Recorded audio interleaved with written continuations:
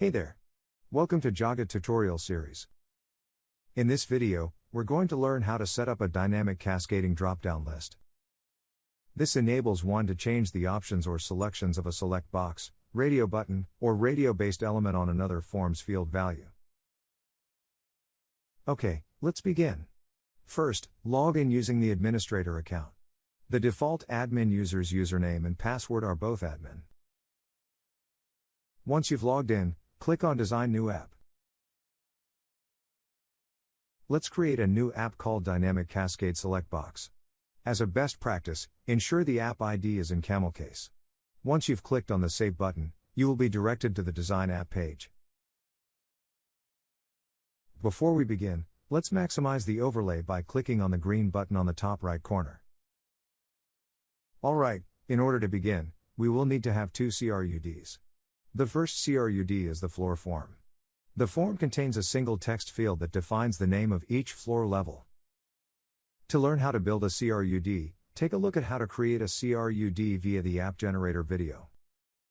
The second CRUD determines how many rooms there are on certain floors. It contains a text field for the name of the room, and a select box that determines which floor it resides. The select box options are dynamic and are based on the first CRUD we created. We'll need to use the default form options binder for that. Take a look at the How to Use Default Form Options Binder video. Pause the video here and try building the two CRUDs. Once you're done, resume the video. Alright, by now you have your two CRUDs up and running. Ensure to add some data into the CRUD. As you can see in my runtime, under Manage Floors, I have 3 floors. And in Manage Rooms, I have added a few rooms on each floor.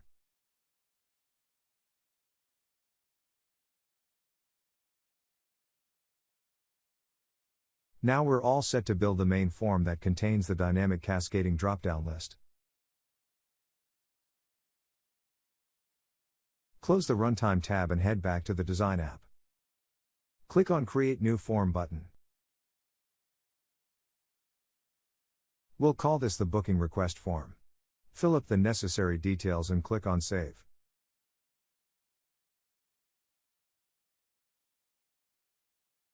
Let's call this section Booking Request Details.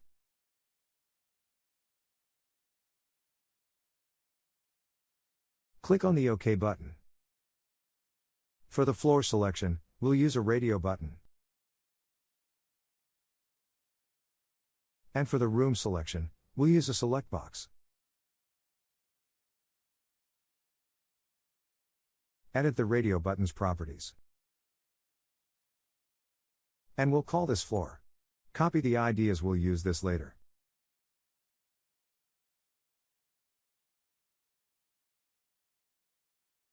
For Options Binder, select the default form options binder. Go to the next page, and select Floors for the form field. In the Label column field, select floor_name. Click on the OK button. Edit the select box properties and set it as room.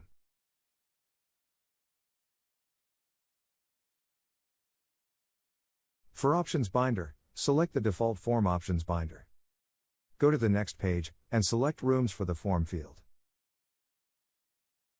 In the Label column field, select room_name. Now, this is important. Set the grouping column to floor.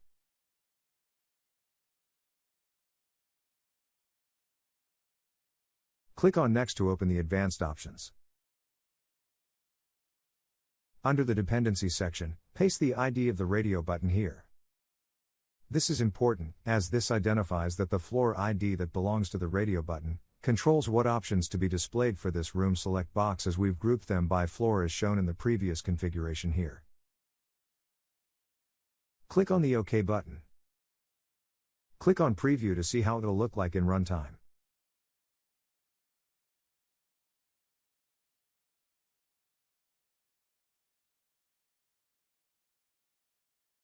Looks good.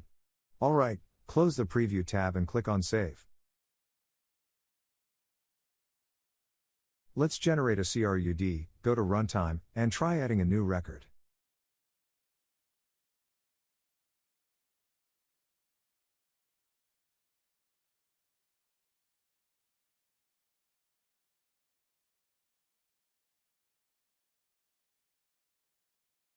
Upon saving, the columns are showing the ID instead of the label. We'll have to fix that. Take a look at the How to Use Default Form Options binder video on how to display the label instead of the ID for the columns. Good job! We are done with this tutorial. Thanks for watching.